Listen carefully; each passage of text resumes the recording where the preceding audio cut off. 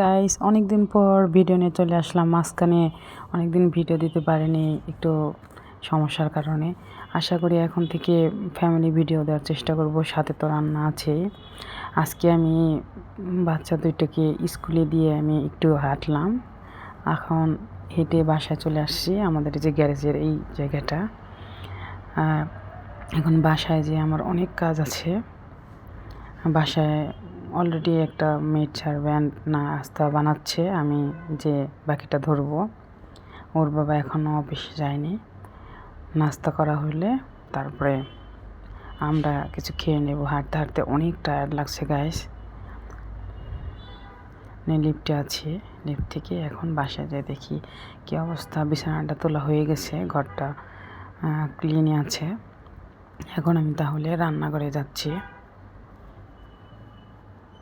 রান্নাঘরে যেয়ে দেখি কাজের মহিলাটা কি করছে। মানে ওর বাবা সকালে ওটস খায়, ওটস চাল দিয়ে দিচ্ছে, একটু পরেই খাবে।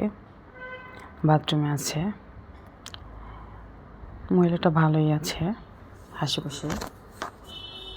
এখন আমরা একটু চা খাচ্ছি। চা খাওয়ার পরে আমি পাকন পিঠা গাইস তৈরি করব, আপনাদের দেখাবো। একটু ডিফারেন্টভাবে আমি করি। পাকন পিঠাটা আমি বসিয়েছি, যেহেতু গ্যাস নেই এর জন্য বেশি সময় নিয়ে করতে হবে। এদিকে কাজের মহিলাটাও চা খাচ্ছে। আমি আবার চা খেলে একা খেতে পারি না, একসাথে খেয়ে নিচ্ছি।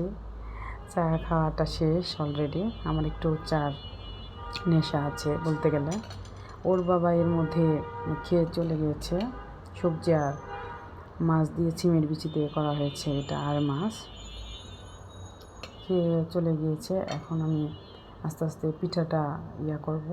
পিঠাটা মাঝখানে গাইস কারেন্ট চলে গিয়েছিলো দেখে আমি মাঝখানে ভিডিওটা আপনাদের দেখাতে পারিনি।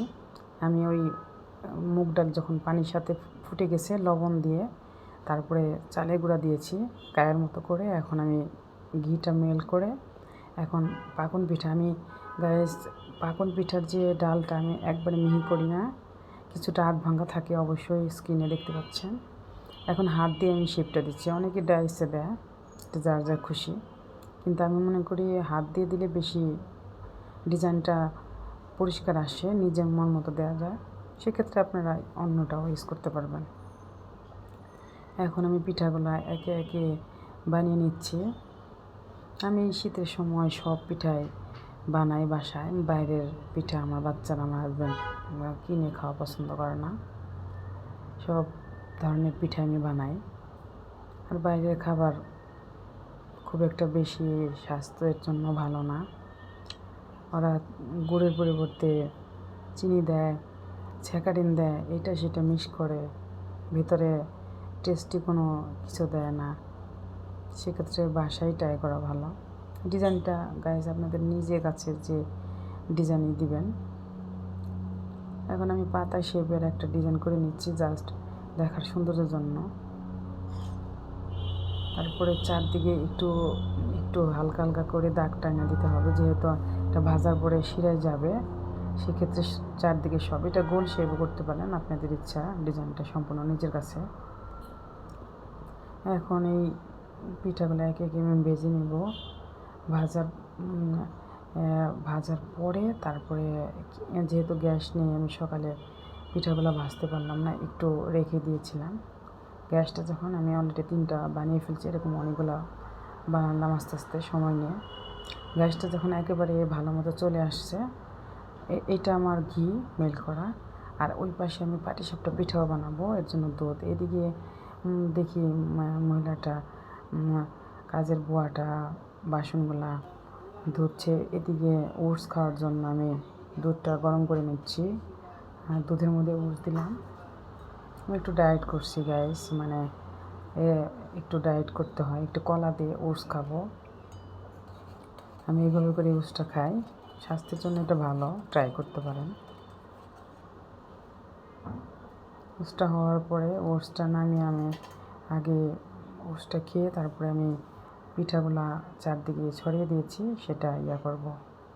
ওইদিকে দুধটা হতে থাক, সে পর্যন্ত আমি সাধারণত রান্নার ক্ষেত্রে যে কোনো আইটেম করার সময় একটা চুলা আমি খালি দিই না, একটা হতে হতে আমি আরেকটা কাজ করি, তাতে দুইটা একসাথে হয়ে যায়। টোস্টটা খাওয়ার পর তারপর আমি বাকি পিঠাটা তৈরি করব। এখন ওষটা খাওয়া শেষ, আমি এখন পিঠাগুলো ভেজে নিব। আমি তেলের সাথে গাইস ঘি দিয়েছি একটু, তেলের সাথে। এখন পিঠাগুলো একটু খুব বেশি জালে প্রথমে পিঠাগুলো গাইস দিতে, এটা ভাজা খুব কায়দা আছে। অল্প আছে দিলে আপনি ভেঙে যাবে। একদম গ্যাসটা একদম ফুল স্পিডে অবশ্যই দেখতে পাচ্ছেন। বাড়ি আমি 2 পিঠ লাল করে শক্ত করে প্রথমে ভাজবো। যখন একদম একটু শক্ত হয়ে যাবে, লালচে ভাব আসবে, তখন জালটা মিডিয়াম করে রাখবো আমি। এরকম করে একে একে সব পিঠাগুলো ভেজে এরকম লাল হয়েছে। এখন পাশে আমি গুড়টা জাল দিয়েছি, গুড়টার মধ্যে আমি গড়িয়ে নিব। সঙ্গে সঙ্গে দিবেন, গরম অবস্থায় না দিলে গুড়টা ভিতরের মধ্যে যাবে না। আশা করি দেখে বুঝতে পারছেন। এভাবে করে আমি বাকি পিঠাগুলো ভেজে নিব। সাবধানে গ্যাস দিবেন।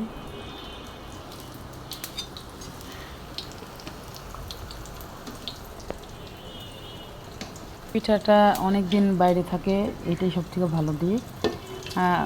এইভাবে করে আমি সবগুলো পিঠা বানিয়ে। ঠিক আছে গাইস, আজকের মতো এইটুকুই। আশা করি ভিডিওটা শেয়ার করবেন, সাবস্ক্রাইব করবেন, সাথে থাকবেন, লাইক করবেন।